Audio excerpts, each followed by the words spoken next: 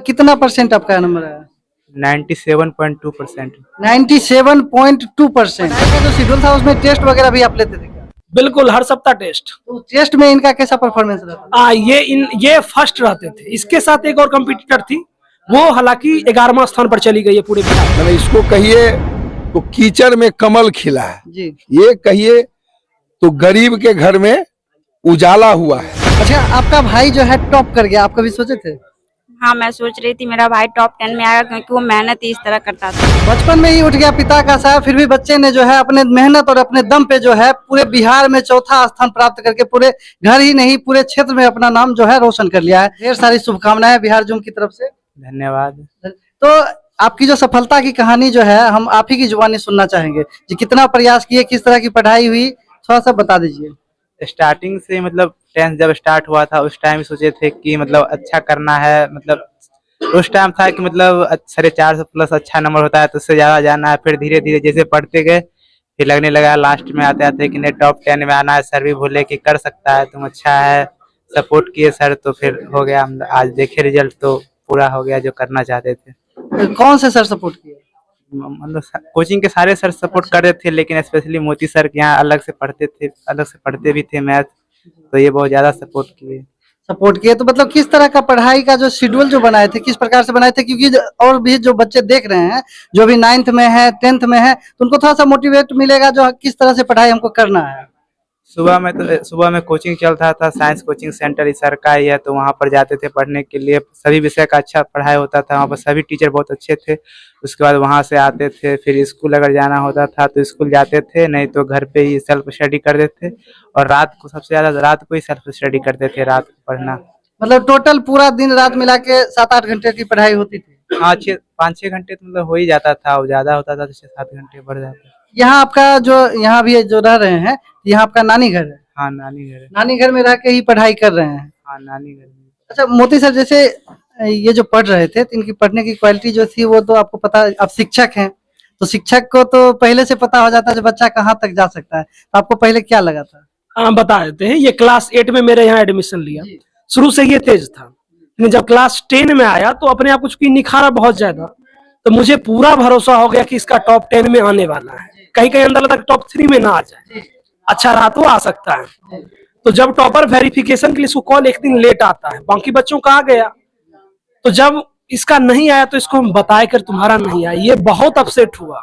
और मुझे भर रात नींद नहीं कि इस बच्चा का कैसे वेरिफिकेशन में कॉल नहीं आ सकता है।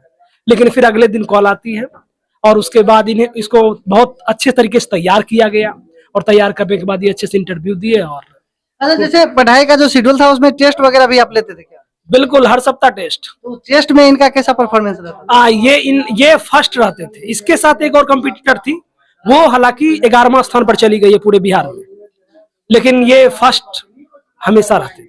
अच्छा, अगर कोई बच्चा जैसे टॉप जैसे करता है तो उसका क्या प्रभाव पड़ता है? अगर जैसे पिछले बार मेरे कोचिंग से एक बच्चा टॉप 10 में आया तो उसका प्रभाव इसके ऊपर पड़ा, और ये अपने आप को और ज्यादा निखारा, पूरे बिहार में 4th स्थान आया। अगर ये चीज अगर आगे बच्चों को दिया जाएगा फिर वो बच्चे मोटिवेट होंगे, वो इस चीज से सीखें कि हम कैसे आगे बढ़ सकते हैं। हो सकता है टॉप 3 में आ जाए वो बच्चे। अच्छा, आप जैसे टॉप 4 में आए तो आपके टॉप करने के पीछे किन किन का हाथ है? सबसे पहले तो घर के लोगों का हाथ था, उसके बाद कोचिंग के जितने भी टीचर थे उनका, उसके बाद मोती सर का बहुत ज़्यादा हाथ था। मतलब लास्ट में बहुत ज़्यादा गाइडेंस किए कि ऐसे तैयारी करो, ये बुक पढ़ो, इसमें देखो, इतना ऐसे लिखना है, सब कुछ बताए। यही तो लास्ट में इनका बहुत अच्छा योगदान था। मतलब कितना परसेंट आपका नंबर है? 97.2%। 97.2%। और ये कम नंबर नहीं होता है, ये मेहनत का फल है और आपने मेहनत किया और उसका फल आपको मिला। अब क्या चाहते हैं, अब आगे क्या करना चाहते हैं? आगे है IIT करना है। IIT करना है? हाँ। मतलब IIT करके क्या बनना है तो बता दीजिए। इंजीनियरिंग करेंगे, कुछ कोनो बड़ी कंपनी में जॉब लेना है। मतलब IIT करके किसी बड़ी कंपनी में जाना है जिससे कि परिवार का जो है उद्धार हो सके, यही ना? हाँ। आप कितने भाई बहन हैं? 3 भाई बहन है, 2 बड़ी बहन है और हम छोटे। आप छोटे हैं और पिताजी नहीं रहे? नहीं। मम्मी मतलब जो सारा कुछ देख रेख मम्मी करती है? हाँ, मम्मी ही करती है। तो पढ़ाई करके नौकरी करके जो है मम्मी का हाथ बटाना है, यही ना? हाँ। चलिए, तो हम इनका जो है परिवार दिखाते हैं, इनकी मम्मी से मिलाते हैं। यही मोती सर हैं जिनकी बदौलत जो है ये कह रहे हैं कि हम यहाँ तक पहुंच पाए हैं। तो देखिए, गुरु दक्षिणा एक होता है, तो गुरु दक्षिणा के स्वरूप आपको जो है इन्होंने दे दिया है, तो अब कैसा लग रहा है? तो आप बताइए। मतलब ये तो फील करने की चीज है, इसको बताया नहीं जा सकता। बताया नहीं जा सकता, नहीं। इतना पर्सन है जिसको फील कर सकते हैं। बस बस। अच्छा, आप 5 मिनट रुक जाइए ना, अपना घर बनाइए ना, यहाँ आ जाइए, आप यहाँ आइए, आप यहाँ आइए।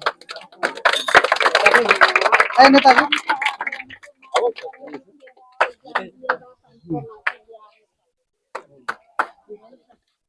अच्छा, प्रणव के इस मेहनत के लिए क्या कहना चाहते हैं सर? हम प्रणव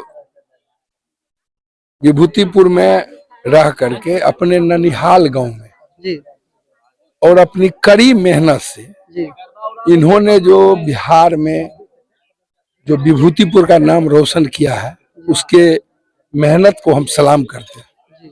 और हम चाहते हैं कि इसी मेहनत और लगन से आगे भी पढ़े। इसमें हम लोग को भी जो सहयोग करना होगा हम लोग सहयोग करेंगे और इसको बहुत दूर जाने की हम कामना करते हैं। क्योंकि प्रणव के जो पिता थे वो 1 साल की उम्र में ही चले गए, उनकी मम्मी जो इतना मेहनत की है, तो उनकी मम्मी के लिए क्या कहना चाहेंगे? देखिए, उनके मम्मी को हम अपने समाज की ओर से और अपने ओर से धन्यवाद देते हैं कि आप ऐसे बच्चे को, जो गरीब होने के बावजूद भी आपने अपने बच्चे को लगन से पढ़ने के लिए उत्प्रेरित किया जी और आज आपका बच्चा, मैंने इसको कहिए तो कीचड़ में कमल खिला है, जी ये कहिए तो गरीब के घर में उजाला हुआ है। जी सर। तो हम इनके माँ को, इनके नानी है, नाना है, इनके गांव समाज के जो भी लोग हैं, रिश्तेदार हैं, उन तमाम लोगों को हम अपने हृदय से बधाई देते हैं और इनको आगे पढ़ाई अच्छी से करें, इसकी हम कामना करते हैं। देख सकते हैं, यही जो है प्रणव का घर है और नानी घर है, घर नहीं नानी घर है, और यहीं रह के इनकी मम्मी जो है इनको 1 साल की उम्र से ही इतना मेहनत करके इनको पढ़ाया, और प्रणव ने अपनी मम्मी का जो सपना था उस सपने को पूरा कर लिया। प्रणव तो अब टॉप कर गए हैं, लेकिन इनकी पढ़ाई में कितना आपको जो है तकलीफ हुई वो थोड़ा सा बताइए। वो तो बहुत ज्यादा तकलीफ हुई थी, लेकिन मेरे सारे माए के घर वाले में सारे मिलके सपोर्ट किए थे, तब आज इतना तक गया। जब इतना तक गया, मतलब जैसे हमको जैसे जानकारी जो मिली थी कि प्रणव 1 साल के थे तब इनके पिता जो है गुजर गए। हाँ, 1 साल के थे तो पिताजी गुजर गए थे। और आपका जो है मेहनत जो है, जितना आप तकलीफ किए, उस तकलीफ का जो है फल आपको आपके बेटे ने दे दिया। कैसा लग रहा है? बहुत अच्छे। अच्छा, आपका भाई जो है टॉप कर गया, आप कभी सोचे थे? हाँ, मैं सोच रही थी मेरा भाई टॉप 10 में आएगा, क्योंकि वो मेहनत ही इस तरह करता था। टॉप 10 में आने का मेहनत हो रहा हाँ, था? बहुत मेहनत कर जैसे रहा किस था। प्रकार का मेहनत हो रहा था? जैसे कि मतलब शुरू के टाइमिंग में वो 3 से 4 घंटे मेहनत करता था नॉर्मली, लेकिन जब 2 मंथ 3 मंथ बचा तो वो 6 से 7 घंटे मेहनत करता था। 6 से 7 का। आप क्या करते हैं? मैं ग्रेजुएशन कर रही हूँ और नर्सिंग मतलब एन मेरा कंप्लीट है। अच्छा, आपकी मम्मी जो इतना मेहनत करके दोनों बच्चों को जो पढ़ाई है, मम्मी को क्या कहना चाहिए? मेरी मम्मी मतलब बहुत ही सहयोग करती है। हम तीनों भाई बहन को मतलब पापा की कमी हम लोग को कभी महसूस नहीं हुई है, क्योंकि मम्मी हम लोग के लिए मतलब बहुत जितना होना चाहिए पापा का वो मेरी मम्मी करती है हम लोग के लिए।